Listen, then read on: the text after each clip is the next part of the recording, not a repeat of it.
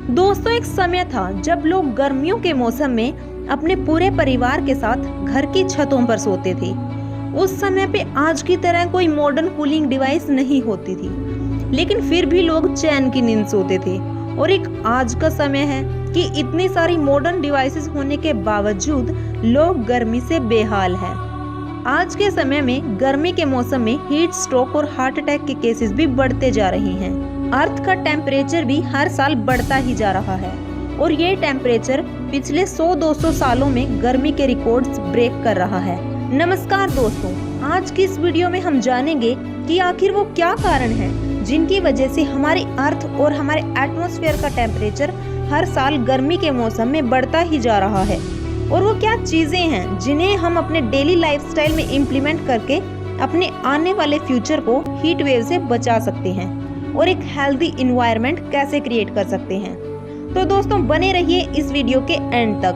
दोस्तों, तमाम तरह की ह्यूमन एक्टिविटीज जैसे कि बर्निंग ऑफ फॉसिल फ्यूल्स की वजह से ग्रीन हाउस गैसेस जैसे कि CO2, मीथेन, SO2, हाइड्रोफ्लोरोकार्बन्स एटसेट्रा का इमिशन होता है और अर्थ के सरफेस का टेम्परेचर नॉर्मल टेम्परेचर से काफ़ी बढ़ जाता है। इसे ग्लोबल वार्मिंग कहा जाता है।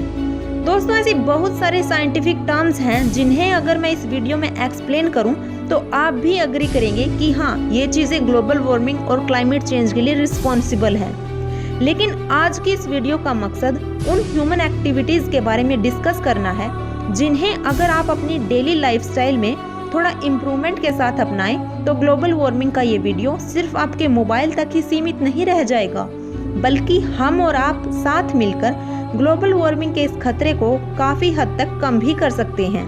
दोस्तों, आजकल के टाइम में सिर्फ शहरों का ही नहीं बल्कि गांव के लोगों का लाइफस्टाइल भी चेंज होता जा रहा है।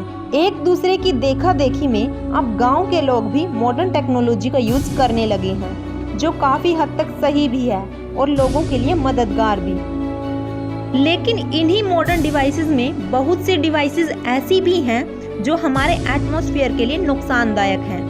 दोस्तों, भारत जैसे देश में अक्सर यह माना जाता है कि देश की आत्मा यहाँ के गाँव में वास करती है, क्योंकि गाँव का लाइफस्टाइल काफ़ी सिंपल और नेचर के ज़्यादा क्लोज माना जाता है। लेकिन आज के दौर में गर्मियों के मौसम में गाँव का टेम्परेचर भी नॉर्मल नहीं रह गया है। जिन जगहों पर normal temperature 40 to 42 degree Celsius record किया जाता था, उन्हीं जगहों पर आज के समय में 48 to 49 डिग्री सेल्सियस तक टेम्परेचर पहुंच गया है। वहीं दिल्ली जैसे बड़े शहरों में ये टेम्परेचर 52 डिग्री सेल्सियस तक रिकॉर्ड किया गया है। दोस्तों, गर्मी से बचने के लिए लोग आज के समय में पंखा या कूलर से ज़्यादा AC को प्रेफरेंस दे रहे हैं। उन्हें लगता है कि AC ऑन करने से रूम ठंडा हो जाएगा, जबकि वे इस बात की ओर ध्यान ही नहीं देते कि AC से रूम तो ठंडा हो जाएगा, पर AC से निकलने वाली हार्मफुल क्लोरोफ्लोरोकार्बन गैस हमारे एटमॉस्फेयर को गर्म कर रही है और साथ ही ओजोन लेयर को भी डैमेज कर रही है। बहुत सारी चीजें तो ऐसी हैं जिनकी लोगों को इतनी जरूरत भी नहीं है, लेकिन एक दूसरे की देखा देखी में और खुद को दूसरे से ऊंचा दिखाने के लिए लोग उन्हें बस बिना सोचे समझे खरीद लेते हैं। जैसे कि किसी घर में यदि एक गाड़ी से काम चल सकता है तो लोग सिर्फ शो ऑफ करने के लिए 3-4 गाड़ियां खरीद लेते हैं, जिनके स्मोक से ग्रीन हाउस गैसेस का इमिशन होता है और एटमॉस्फेयर का टेम्परेचर बढ़ जाता है। वहीं ग्लोबल वार्मिंग का एक और बड़ा रीजन है डिफोरेस्टेशन।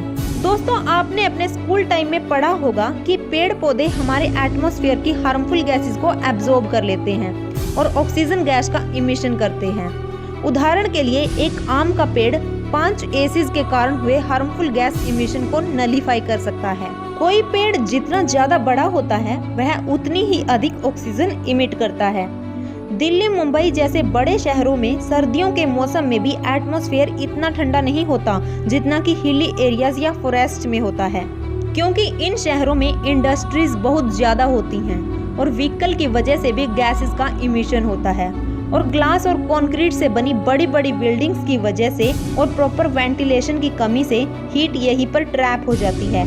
यही हीट वेव के रूप में लोगों की हेल्थ को अफेक्ट करती है।